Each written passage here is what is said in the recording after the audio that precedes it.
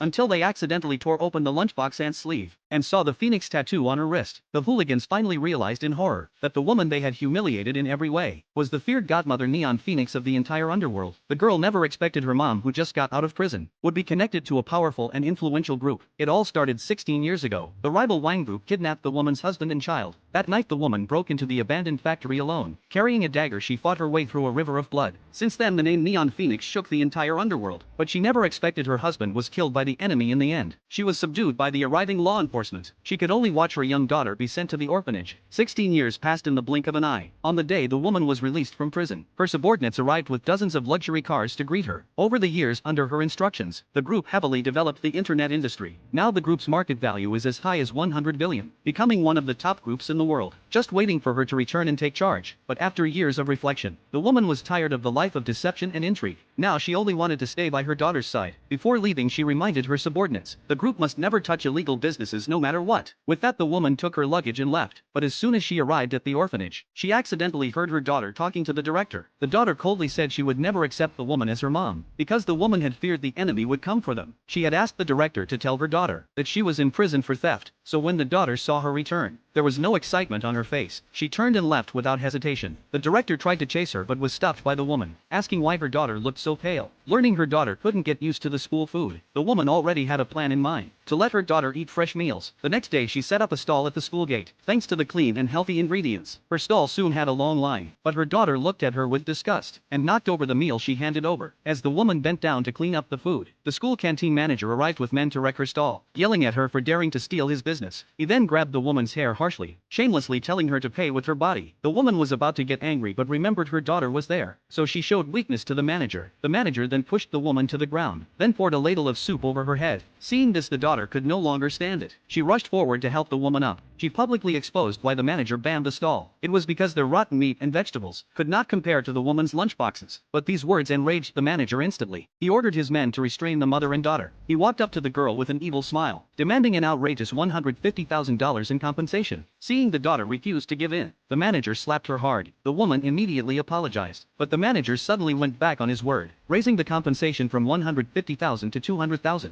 Looking at his greedy face, the woman wondered if her choice to retire was right, but the manager recklessly tried to touch the daughter. At this moment she could no longer hold back. She quickly fought and beat up all the bodyguards around. But during the fight, a bodyguard accidentally tore open the woman's sleeve. A bright red phoenix tattoo came into view. The bodyguard said there was an unwritten rule in the underworld. This tattoo belonged exclusively to Neon Phoenix. Anyone who copied it would face terrible consequences.